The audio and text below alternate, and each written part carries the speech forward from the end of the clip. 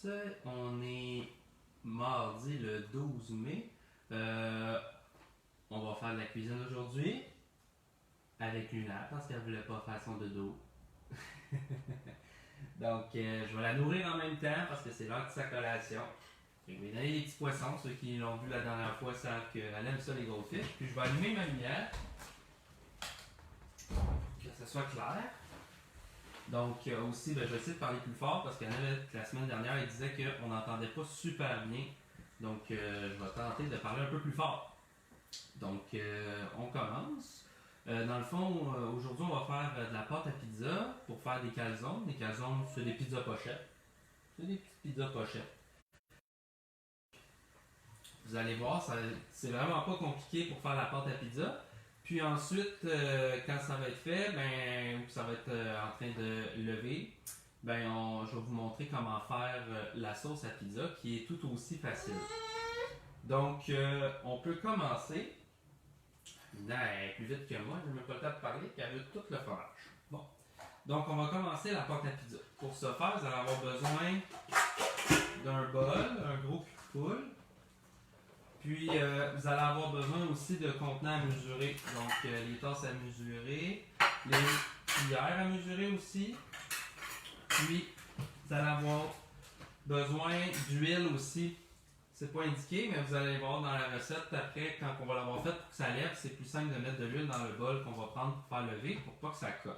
Parce que ça colle quand même pas mal. Donc, je vous montre.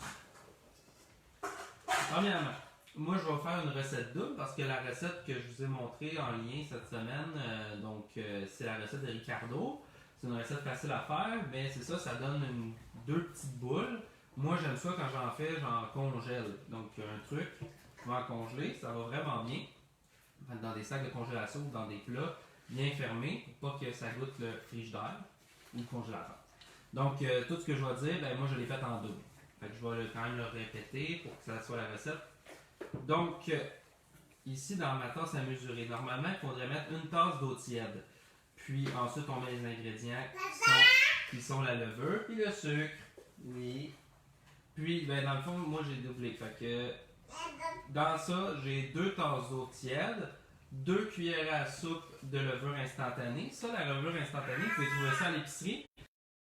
Sinon, moi, je l'ai acheté en paquet comme ça. Dans le fond, tout déjà comme défaite, c'est pas dans les petits sachets, c'est un gros plat. Fait que ça dure bien plus longtemps. Donc, levure instantanée, ça s'appelle. Fait que ça, vous en avez besoin d'une cuillère à thé. Normalement, moi, j'en ai mis 2 parce que je double ma recette. Vous allez avoir besoin de sucre aussi. Donc, là-dedans, j'ai mis 2 cuillères à thé de sucre. Donc, si on récapitule, c'est 2 tasses d'eau tiède, 2 cuillères à thé de levure instantanée, puis 2 cuillères à thé de sucre. C'est pas compliqué, toutes 2. Donc, ensuite, quand on met ça là-dedans, moi, j'ai mélangé. Puis ensuite, j'ai laissé ça reposer. Là, ça fait à peu près 10 minutes. Donc, vous allez voir, après 10 minutes, ça va faire de la petite broue. Donc, ça veut dire que la levure, elle agit. Ça sent un peu surie, là, la levure. Donc, c'est parfait. Fait que ça, on met ça de côté quand c'est fait. Fait que là, vous préparez votre levure avec votre eau et tout, puis vous laissez ça de côté. Oui, je vais te donner. Donc, pendant que vous faites ça, moi, je donne ça à Lina. Donc, ensuite, ça va être le temps de calculer la farine. Donc, la farine, c'est 2 tasses normalement de farine blanche. Vous pouvez prendre la farine de blé. Aussi, c'est vous qui choisissez. Moi, j'ai de la farine blanche. Fait que là, vu que je double ma recette, je mets 4 tasses. Aussi, normalement, on le fait au robot. Et là, vu que je double ma recette, pour pas briser mon robot, puis aussi parce que je voulais vous montrer comment, je le fais tout dans mon bol. Donc, mais si vous avez un robot qui est lunaire, ça va super bien aussi au robot. Je l'ai fait plusieurs fois. C'est vraiment moins long. C'est sûr qu'après ça, il faut nettoyer le robot, là. C'est plus compliqué des fois. Moi, j'aime bien ça travailler aussi des fois avec mes mains. Donc, je mets ma farine pas trop loin, en fait. C'est vrai. Parce que c'est peut que j'aille en remettre un peu. Parce que là, ils disent 4 tasses, mais des fois, dépendant de la consistance et tout, on va rajouter un peu pour que ça soit moins clair. Fait que là, ce que je fais un puits qu'on appelle. Donc, je vais passer un peu ma farine pour qu'on voit. J'ai mis mes 4 tasses. Vous autres, si vous faites une recette simple, c'est les 2 tasses. Là. Fait que je fais un trou au milieu, faire un puits, qu'on appelle. C'est là que je vais venir mettre mon eau. Fait que là, je viens mettre l'eau mélangée avec tout le reste. Là, ensuite, je peux rajouter un petit peu de sel. Moi, c'est du gros sel. J'en mets juste un peu. Du sel de mer. Donc là, on vient prendre la pâte, puis on vient la mélanger en fait. C'est pas vrai, pas la pâte, pardon, la farine. Ça va devenir de la pâte.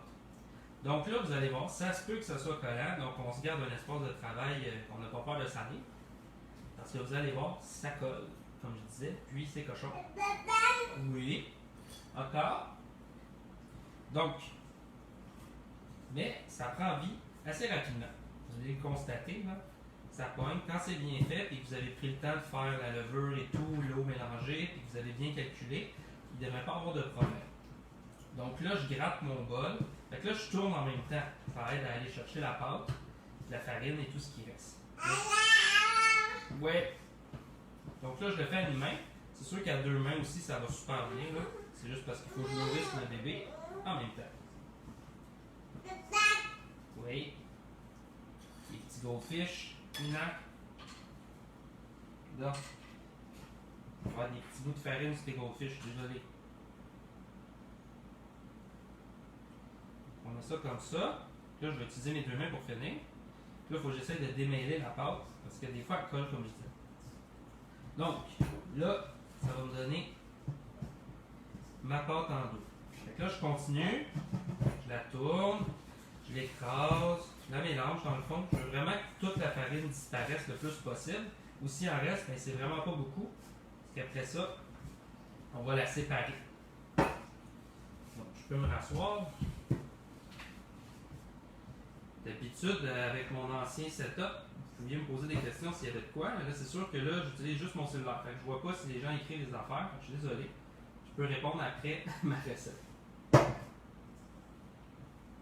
Donc là, je mélange. Je vais peut-être rajouter un petit peu de farine juste pour dire. Ben, c'est pas ultra collant. Je l'ai fait des fois qui étaient pas mal plus collantes, puis là, c'était vraiment cochon. Mais c'est juste que ça va aller mieux pour la manipuler après.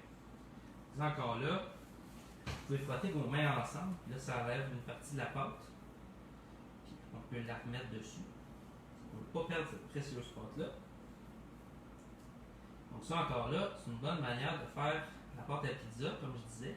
Là, nous autres, on va faire des calzones avec. Fait que là, encore là, des calzones, c'est vraiment pas compliqué. Je vais expliquer comment faire parce que, bien sûr, je ne pourrais pas vous montrer tout de suite parce qu'il y a un temps de lever. Parce que là, la pâte, il va falloir qu'elle lève au four. Oui, ça va pas long. Un petit bout de fromage. Donc, là, j'ai remis un petit peu de farine pour mieux la manipuler. Pour pas qu'elle me colle trop dans les mains. Pour ceux qui ont déjà participé à l'atelier qu'on faisait durant la semaine de relâche avec mon ami Martin qui est boulanger, ça ressemble un peu à ce qu'on faisait. Là, je prends ma pâte, je la travaille un peu. Pas trop, parce qu'après ça, je vais l'envoyer au repos pour qu'elle se détende. Ceux qui étaient là, ils savent, hein? Pour que la pâte, elle se détende. Pour lever. Puis elle va mieux se travailler même après. Oui. Donc, je suis content. Ça donne une belle boule de pâte. Ça, encore là, je peux rajouter un petit peu de farine, juste pour dire que ça travaille. Puis là, je vais la séparer en deux. Essayez d'y aller à l'œil. Vous pouvez prendre un couteau, vous, pour la couper si vous la faites en double. De toute manière, ce que je fais pour la... C'est pas obligé de la séparer au complet. Encore des goldfish. Donc, vous pouvez la séparer en plusieurs boules. C'est juste que moi, dans mes plats, les plats sont pas énormes. Donc, j'ai besoin de faire des plus petites boules parce que quand ils lèvent, vous allez voir, s'ils lèvent beaucoup, ils vont déborder. Donc, j'ai d'autres culs de poule. J'en ai deux qui sont propres, eux. Je vais mettre de l'huile dedans. Donc, huile de canola, huile végétale. Juste pour pas que ça colle. J'en mets à peu près un peu plus qu'une cuillère à soupe là, dans le fond. De toute manière, je vais l'étendre. Puis je vais rouler ma boule dedans. Ça va empêcher que la boule elle colle au fond. Fait que là, je mets ma boule de pâte. Je l'étends.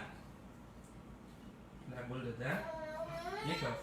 Donc là, ma boule a bien tout huilé. Puis c'est parfait parce que c'est ça que je veux.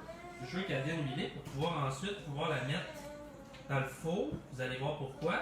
Je vais me servir de ça pour faire ma chambre qui va permettre de lever la pâte. Donc, là j'ai mis 2 boules dans l'huile. Qu'est-ce qu'on fait ensuite? Pendant que j'essuie mes mains, je vais vous expliquer. Donc, là, ce qu'il faut faire, c'est faire lever la pâte. Pour ce faire, c'est pas compliqué. Vous faites bouillir à peu près une tasse d'eau ou deux, là, tout dépendant. Puis ensuite, vous prenez un cul de poule petit. Puis, vous mettez, quand l'eau est bouillante, vous la mettez dans le four, avec le cul de poule dans le fond du four. Oui. Encore des gros fiches. Donc, ce que ça va faire, c'est que ça va faire de l'humidité dans votre four. C'est parfait. Vous pouvez allumer la lumière aussi, ça aide. Puis ensuite, on va venir mettre les culs de poule au milieu du four, sans l'allumer, à part la lumière puis l'eau chaude qu'il y a dans le fond, c'est tout. Donc on laisse ça à peu près 45 minutes à 1 heure. Vous allez voir la pâte, si elle est bien faite, elle devrait pratiquement doubler de volume. Fait que moi, elle va remplir quasiment mes plats au complet. C'est parfait, c'est ça qu'on veut. Puis ensuite, elle va se détendre, comme dirait Martin. Donc j'ai su mon plan de travail un peu. Je vais aller mettre ça dans le four et je reviens. Luna va vous entertainer. Vas-y Luna, compte ta meilleure blague.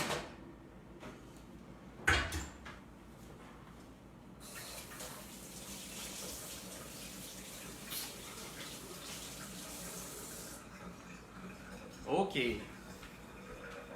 Donc, j'ai pas plein de caméras malheureusement pour vous montrer qu'est-ce que je viens de faire.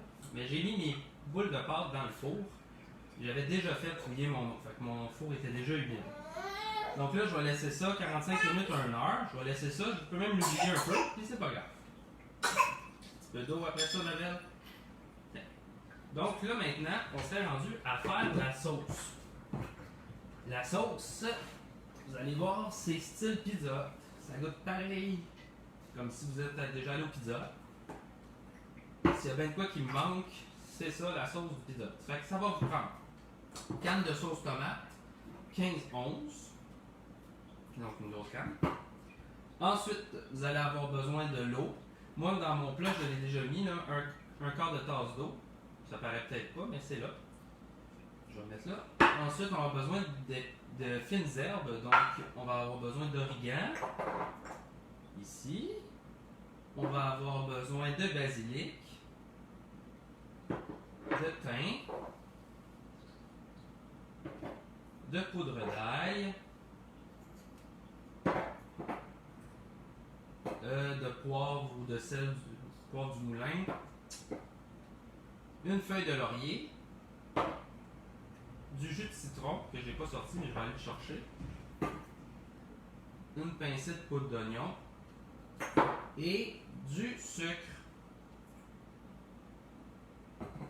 Vous allez voir, tout comme la pâte, il n'y a pas 36 étapes. C'est quand même assez rapide et assez facile. L'important, par contre, après, si vous allez voir, c'est le temps de cuisson. Donc, je vais ouvrir ma canne de sauce tomate. Je vais en aller mettre mon ouvre-boîte de côté, mais c'est pas vrai, j'en ai besoin. Donc, j'ouvre mon... Oui, encore des goldfish. Tu manges ça plus vite que n'importe qui, toi. C'est bon? Qu'est-ce que t'en penses, Luna? Ça va-tu marcher, notre affaire? Eh oui, on l'a fait des milliers de fois. Donc, j'utilise la sauce tomate que j'ai achetée. Donc, c'est de la sauce tomate bien ordinaire, là, plaine, pas d'épices, rien. De toute manière, on les rajoute. Il y a mon eau dedans. Donc, ensuite, on va prendre le quart de cuillère à thé. Fait que ça, c'est vraiment pas beaucoup. Je vais utiliser ma cuillère à thé, là, puis je vais y aller à l'œil. Mais un quart, c'est 1 sur 4, donc c'est pas compliqué. On va mettre un quart de cuillère à thé d'origan. C'est juste pour dire. Ensuite, on va mettre le basilic. Même chose, un quart de cuillère à thé. Je vais plus vite que toi, m'a t'en donné déjà. Là, la question est, qu'est-ce qui va se passer quand elle n'aura plus de goldfish? Elle va sûrement être fâchée. On va lui donner son... Le thym, avec un quart de cuillère à thé de thym. Ensuite, la poudre d'ail.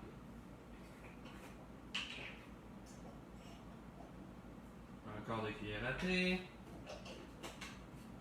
Ensuite, je vais rajouter un petit peu de poivre, oui. seul normalement, mais je n'en mettrai pas. Ensuite, on est rendu à la feuille de laurier. Fait que je vais essayer de trouver une belle feuille de laurier. Ça, qu'est-ce que t'en penses, Lulu? Oups, ben, je l'ai cassé, c'est pas grave. On la met. De toute manière, on la mange pas, ça, hein? On l'enlève après. Une pincée de poudre d'oignon. Fait que ça, je prends le bout de mes doigts, là. J'en saupoudre. Puis ensuite, ça va être le sucre. Il va juste manquer. Oui.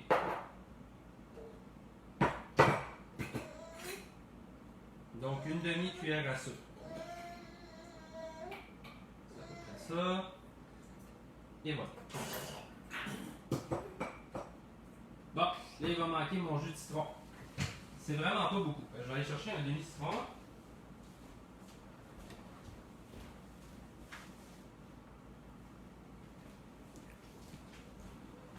J'en avais un qui traînait sur mon comptoir.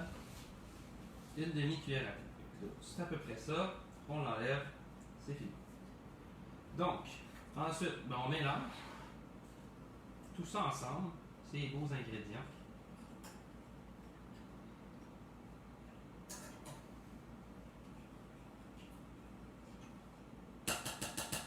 Et on va aller mettre ça sur le feu pour le faire bouillir. Donc, on met ça dans le tapis. Puis quand ça bouille, on baisse le feu. On met ça pas à minimum, mais un peu plus, 2-3. Puis on laisse mijoter pendant environ 30 à 1 heure. 30 minutes à 1 heure. Plus qu'on le laisse mijoter, mieux que c'est. Moi, la dernière fois, je l'ai laissé 1 heure, puis c'était parfait. Puis vous allez voir, toutes les épices, la feuille de laurier, tous les ingrédients vont bien se mélanger, puis ils vont prendre du goût. Ils vont donner du goût à la sauce. Ensuite, ben, on laisse refroidir, puis ça va donner notre sauce. Ben, je vais aller la mettre sur le feu, puis je reviens.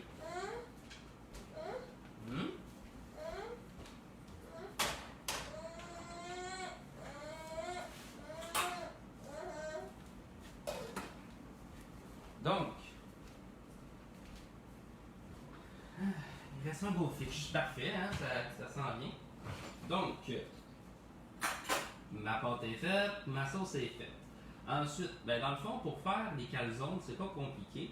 On va utiliser notre pâte à pizza qu'on va étaler sur notre plan de travail avec la farine, bien sûr, pas que ça colle. Ensuite, on va couper notre pâte à pizza selon le nombre de calzones qu'on veut faire. Une calzone, là, c'est à peu près 2 fois cette assiette-là. Fait que ça va donner une portion pour une personne, là. Donc, mettons qu'on doublerait mon assiette. Puis, ce qu'on fait, c'est qu'il faut penser que la calzone, oui, elle va être grande quand on va la monter, mais ensuite, on va la replier. Puis ensuite, ben, on va faire cuire ça, puis c'est ça qui va donner notre pizza pochette. Oui, de l'eau. Oui, bientôt fini. Donc, on prend notre pâte, on l'étend, on s'imagine que le dessus, il va y avoir un côté qui va donner le dessus.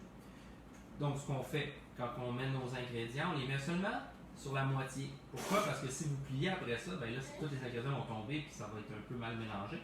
Donc, on met sur un côté, puis le reste, on peut mettre la sauce, ça c'est correct. Mais rien d'autre des ingrédients. Ensuite, vous pouvez mettre ce que vous voulez, des tomates, vous pouvez mettre du pepperoni, vous pouvez mettre des saucisses, des légumes. Allez-y comme vous voulez. L'important, c'est que si vous faites des légumes ou de la viande qui a besoin d'être cuite, faites-la cuire avant parce que ça ne cuira pas assez longtemps. Puis ensuite, tout comme la pizza, cette pâte-là, à peu près 15 minutes à 450, la pizza va être prête. Donc, encore là, l'idéal, c'est d'avoir une plaque avec des trous en dessous pour pouvoir laisser l'air passer, puis ainsi, ça cuit mieux. Puis ça évite de brûler la pâte. Donc, moi, j'ai ma plaque à pizza avec des trous. Donc, les calzones, vous pouvez les mettre là-dessus pour qu'ils cuisent, puis ça va être idéal aussi. Ensuite, pour les refermer, ben, comme je disais, vous virez un côté, celui qui n'a pas rien dessus à part de la sauce. Puis avec une fourchette, vous venez écraser pour joindre les côtés. Ça va faire les petits joints ensemble. Donc, ça va être ça la calzone. Donc, je vais vous montrer une photo tantôt, là, quand ça va être fait. Puis, si vous voulez, vous pouvez me montrer vos photos aussi sur Facebook, en lien avec l'article, ben, le contenu que j'ai fait aujourd'hui. Et sinon, ben, ceux qui sont là demain, oui, demain, qu'est-ce qu'on va faire, Lulu? Demain, on va faire un bricolage pour les oiseaux. Donc, ceux qui se demandaient pourquoi j'avais besoin de beurre de pinot et de graines d'oiseau, ben, c'est parce qu'on va faire une mangeoire à oiseaux. Puis, on va faire aussi un petit bricolage pour faire des oiseaux à la maison. Donc, demain matin, à 11h, on fait ça ensemble, ceux qui sont à la maison. Puis, ben, les autres, bon retour à l'école. Et on se reparle la semaine prochaine pour les recettes. Et sinon, pour le bricolage, on se voit demain. Donc, bonne fin de journée. On dit bye bye, Luna. Bye bye. Bonne journée.